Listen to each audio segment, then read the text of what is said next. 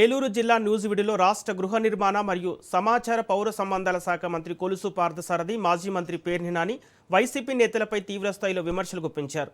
ఇటీవల రైతుల పరామర్శ యాత్రలో పేర్ని నాని జోగి రమేష్ చేసిన ఆరోపణలు ఖండిస్తూ ఏర్పాటు చేసిన మీడియా సమావేశంలో మంత్రి ఘాటు వ్యాఖ్యలు చేశారు.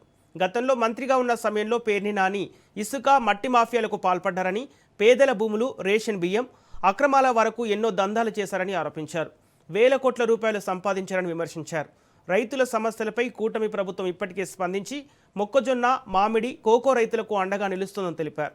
ధరల స్థిరీకరణ నిధుల కింద భారీగా నిధులు ఖర్చు పెట్టామని గుర్తు చేశారు. అలాగే కొండరులు తరలించారన్న వైసీపీ నేతల ఆరోపణలపై ఎప్పుడైనా బహిరంగ చర్చకు సిద్ధమని మంత్రి పార్థసారథి సవాల్ విసిరారు. ఆరోపణలకు ఆధారాలుంటే నిరూపించాలని వైసీపీ నేతలకు ఛాలెంజ్ విసిరారు. ఒక రాజకీయ వ్యభిచారి. ఎందుకంటున్నానంటే 2009, 2014లో కాంగ్రెస్ పార్టీలో ఉంటూనే జగన్మోహన్ రెడ్డి పాదయాత్రకి రూట్లు ఫిక్స్ చేసి ఆయన పాదయాత్రని వెనకాల నుంచి చాటుగా దొంగచాటుగా చీకట్లో నుంచి పర్యవేక్షించిన వ్యక్తి ఆయన. ఒక పక్కేమో జగన్మోహన్ రెడ్డి గారి పాదయాత్రని పర్యవేక్షిస్తూ ఆయన రూట్ ని ఫిక్స్ చేస్తూ జగన్మోహన్ రెడ్డి గారు మాట్లాడుతూ మళ్ళీ కిరణ్ కుమార్ రెడ్డి గారి దగ్గరకు వచ్చి విప్పు పదవి పొందిన రాజకీయ విచారి ఆయన. సో ఆయన మాటలు పెద్ద పట్టించుకోక్కర్లేదు. ఆషాఢ బూతులో ఎక్కడైతే ఉన్నారో ఆ రాష్ట్రాలు కూలిపోయినాయి, ఆ పార్టీలు కూలిపోతాయి. ఆషాఢ బూతుల్లో నెంబర్ 1 స్థానం ఎవరికైనా ఉందంటే ఆయన పేరుని నానిగారు అని చెప్పేసి మనం చేస్తారన్నాం.